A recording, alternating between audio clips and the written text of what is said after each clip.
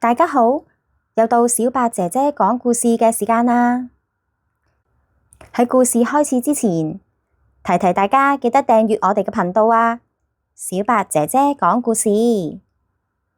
大家好，今日要分享嘅圖書名字叫《笑笑畫圖畫》。今日笑笑好想畫畫啊！佢決定攞啲蠟筆同埋紙出嚟畫圖畫。佢諗諗先，佢想畫爸爸同埋媽媽，然後佢諗起爸爸同媽媽個樣，開始畫啦。首先，佢畫咗爸爸先，佢畫爸爸企喺大樹下面，佢將爸爸個鼻畫得好大好大，佢畫爸爸笑哈哈。之後畫完爸爸就畫媽媽，媽媽身邊要有朵花嘅，佢將媽媽畫得眼睛好大好靚，佢畫媽媽喺度講緊嘢啊。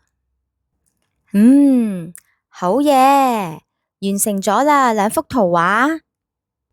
笑笑將呢一幅畫送俾爸爸，上面畫嘅係媽媽。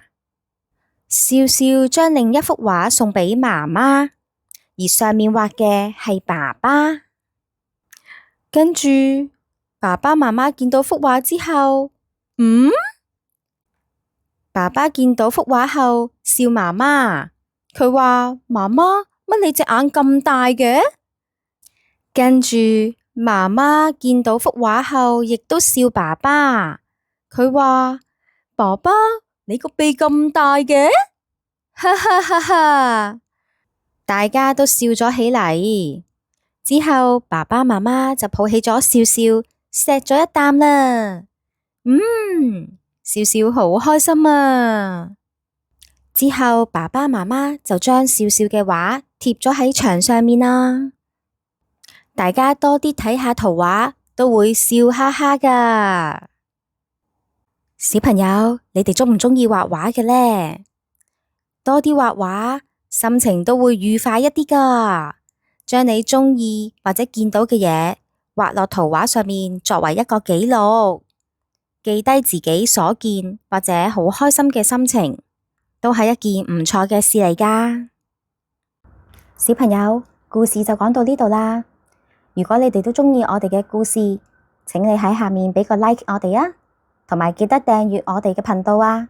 小白姐姐講故事，我哋下一次再見啦，拜拜。